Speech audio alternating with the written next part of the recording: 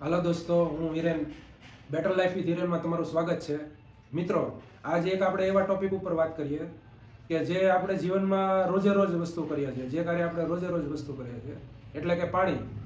આપણે પાણી તો રોજે રોજ પીએ છીએ, રોજના કેટલા ગ્લાસ પીએ છીએ, ઘણું પીએ છીએ પાણી.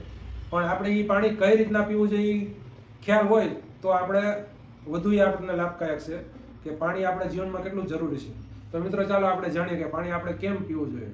તો સૌ પ્રથમ આપણે સવારમાં આપણે જાગીએ છીએ, નરણા કોઠે આપણે જાગીએ છીએ, સવારમાં ઉઠીને બ્રશ કરીને આપણે 1 થી 2 ગ્લાસ હુંફાળું પાણી રોજ પીવું જોઈએ, જેથી કરીને આપણા જે શરીરના જેટલા સેલ હોય જે ઠંડા પડી ગયા હોય એ ચાર્જ થઈ જાય.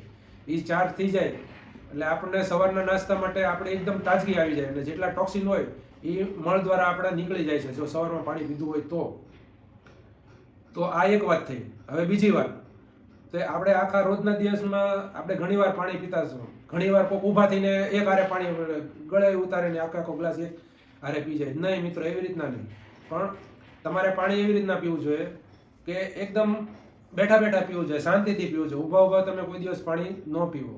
ઊભા ઊભા પીવાથી સીધું પાણી ધીરે ધીરે અંદર જતું નથી અને એ નુકસાનદાયક છે. જેથી કરીને હંમેશા બેઠા બેઠા પાણી પીવું જોઈએ. હવે એ કઈ રીતના બેઠા બેઠા પાણી પીવું જોઈએ તો કે તમે સીપમાં પીવો, એકારે તમે ન પીવો પાણી. આપણું શરીર છે, આપણું કોઈ મશીન નથી કે એકારે તમે પાણી અંદર નાખી દો એટલે બધું પૂરું. શરીરની રિક્વાયરમેન્ટ ધીરે ધીરે હોય એટલે તમે હંમેશા સીપમાં પીવો, એટલે ઘૂંટડે ઘૂંટડે પાણી પીવો. આપણે એવું તો કાંઈ નરેન્દ્ર મોદી નથી કે આપણા દેશનો બહાર રાખવો હોય કે જલ્દીમાં પી લઈએ. પાણી પીવો તો બેઠીને પીવો, શાંતિથી પીવો. એ આપણા પાણીની સાચી પીવાની રીત છે. પછી બીજું વાત કે પાણી રોજનું આપણે કેટલું પીવું જોઈએ તો કે પાણી રોજના મિનિમમ જે યંગ લોકો છે, જે છોકરાઓ છે, એ લોકોને મિનિમમ 4 લીટર તો પીવું જ જોઈએ. પછી જે યંગ લોકો છે, જે એક્ટિવ લોકો છે, જે કસરત કરે છે, જે લોકો 2200-3000 કેલરી રોજની વાપરે છે, એ લોકો માટે 8 થી 10 ગ્લાસ તો અનિવાર્ય છે. પછી આવે ઓલ્ડ એજ વાળા લોકો માટે. તો ઓલ્ડ એજ વાળા નહીં તે એ લોકોને મિનિમમ 5 થી 6 ગ્લાસ તો પીવા જ જોઈએ પાણી. આ વસ્તુ સત્ય છે, જેથી કરીને આપણા શરીરમાં પાણીનું લેવલ કમ થાય નહીં. શું કામ કમ ન થવું જોઈએ તો કે જો આપણે પાણી વધુ પીવાનું રાખશું તો આપણા કિડની ઉપર જે ભાર છે, કિડનીના જે આપણું લોહીમાંથી જે બ્લડ શુદ્ધ કરે છે, એ શુદ્ધતામાં કિડનીમાં એનો સહારો મળશે. જેથી કરીને લોહીમાં જે અશુદ્ધિ રહેલી હોય સહેલાઈથી પાણી સાથે આપણા મૂત્રાશયમાં વહી જાય અને સહેલાઈથી બહાર થઈ જશે.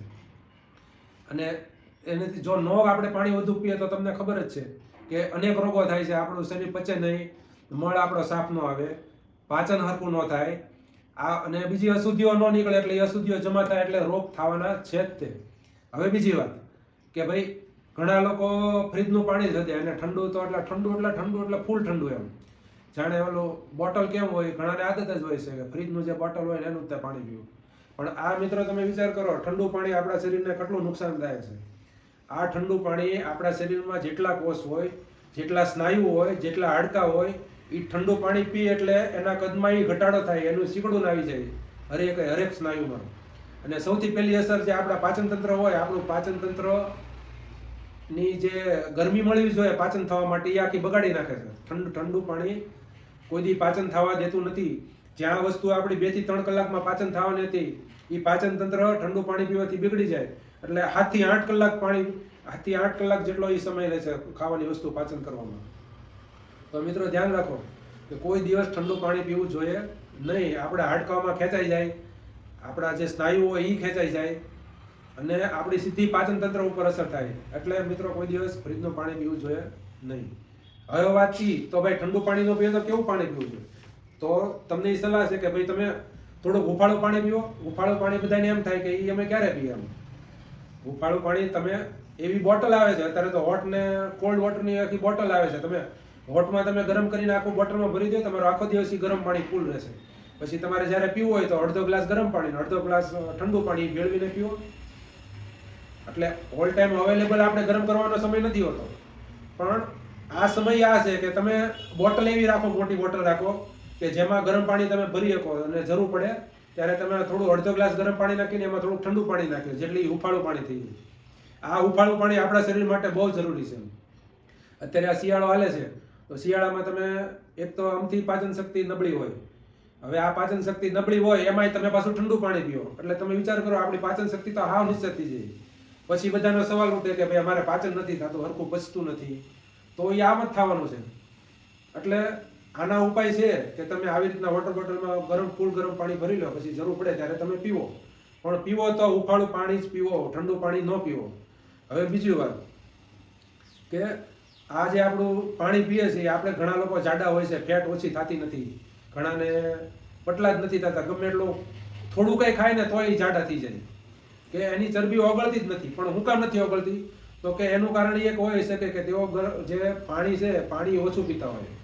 આ પાણી ઓછું પીવાનું કારણ કે ફેટને ઓગળવા દેતું નથી આપણું શરીર, અને જેટલી શક્તિ હોય એ શક્તિ ફેટમાં રૂપાંતર થાય. હવે ફેટને તમારે ઓગાળવી હોય તો એનું માધ્યમ જોઈએ, પાણી જોઈએ. એ પાણીમાં આપણે વર્કઆઉટ કરીએ, કસરત કરીએ, અને ત્યારે જે ફેટ ઓગળે એ પાણીમાં ભળી જાય ને તરત બહાર નીકળી જાય, જેથી કરીને આપણી ફેટ જલ્દી ઓગળવામાં આપણું આ પાણી તે મદદરૂપ છે. તો તમે જો મિત્રો કે આ બધી વસ્તુ જો તમે થોડી કંઈ ધ્યાન રાખો ને પાણી પીવામાં, તો આપણે કોઈ દિવસ માંદા પડીએ નહીં. તો તમને આ વિશે પરિવાર હું બીજો કોઈ વિડીયો બહાર પાડીશ કે જેમાં આપણે ઘણી ભૂલો કરતા હોય. તો અત્યારે એટલું જ તે કે હું ફરીવાર બીજો કોઈ એવો પ્રોબ્લેમ લઈને આવીશ કે જેથી કરીને આપણે જીવનમાં આપણું બહેતર થઈ શકે. તો આ સાથે હિરેન ગમે તો લાઈક કરજો, સબસ્ક્રાઈબ કરજો અને શેર કરજો.